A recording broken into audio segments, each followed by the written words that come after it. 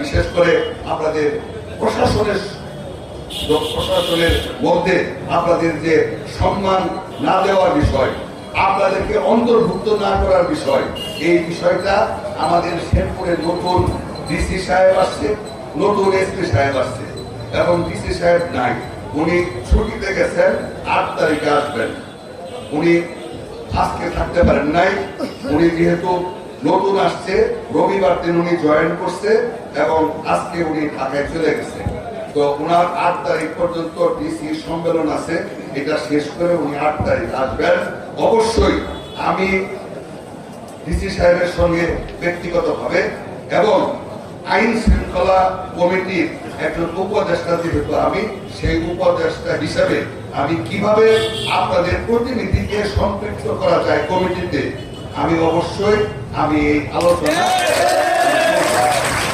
এবং সেই সঙ্গে অন্যান্য জেলারও আমরা খবর নিব। ওই অন্যান্য জেলাগুলিতে আপনাদের সংগঠনকে কিভাবে প্রশাসনের সঙ্গে সম্পৃক্ত তারা করতেছে বা করার চিন্তা করতেছে, অন্য এমপিদের সঙ্গে কথা বলে অন্য জেলাগুলোতে আপনাদের যেভাবে সম্মানিত করা হয়েছে, আমি কথা দিতেছি যতদিন এমপি আছি, যতদিন আমার নেতা জনাব তারেক রহমান সাহেব প্রধানমন্ত্রী আছে, ঠিক ততদিন আপনাদের কেউ চুল পরিমাণ কোনো অসম্মান করা। সম্মানিত শ্রমিক ভাইরা, আপনাদের সংগঠনের অফিসের সমস্যার কথা বলছেন, আমি শুনলাম আপনাদের বসার জায়গা নাই, আপনাদের বসার জায়গার ব্যবস্থা করা হয়েছে কিন্তু আসবাবপত্রের সমস্যা। আমি আপনাদের নেতৃবৃন্দের সঙ্গে কথা বলে কিভাবে আপনাদের বসার জন্য আসবাবপত্রের ব্যবস্থা করা যায়, খুব তাড়াতাড়ি নেতৃবৃন্দের সঙ্গে কথা বলে আসবাবপত্রের ব্যবস্থা ইনশাআল্লাহ। এবং সেই সঙ্গে আপনারা বলছেন আপনাদের দুঃখ দুর্দশায়, আপনাদের অসুস্থতায়, আপনাদের বিভিন্ন সমস্যায় সরকারের কোনো বরাদ্দ পান না। কিন্তু আমি এইটুকু বলতে চাই, সমাজ কল্যাণ একটা মন্ত্রণালয় আছে, সমাজ কল্যাণ একটা বিভাগ আছে। এই সমাজ কল্যাণ বিভাগ থেকে সারা বাংলাদেশে কিন্তু প্রত্যেকটা জেলা উপজেলায় অসুস্থ ব্যক্তিদেরকে কিন্তু ভালো অঙ্কের টাকা দেওয়া হয়।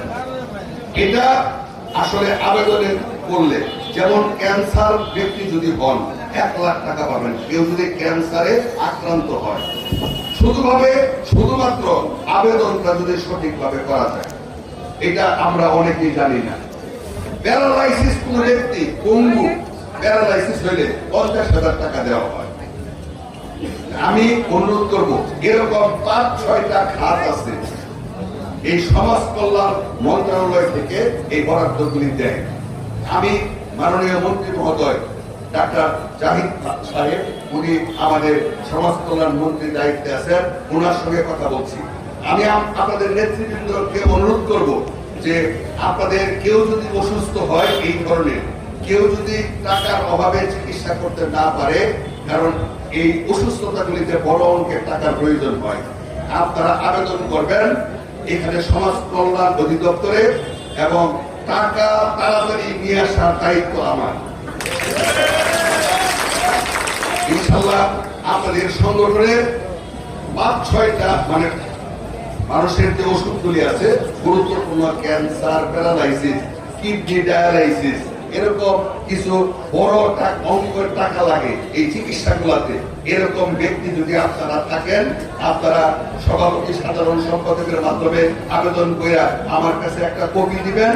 আমি জরুরি ভিত্তিতে এই টাকাগুলি যেন আসে অল্প সময়ের মধ্যে।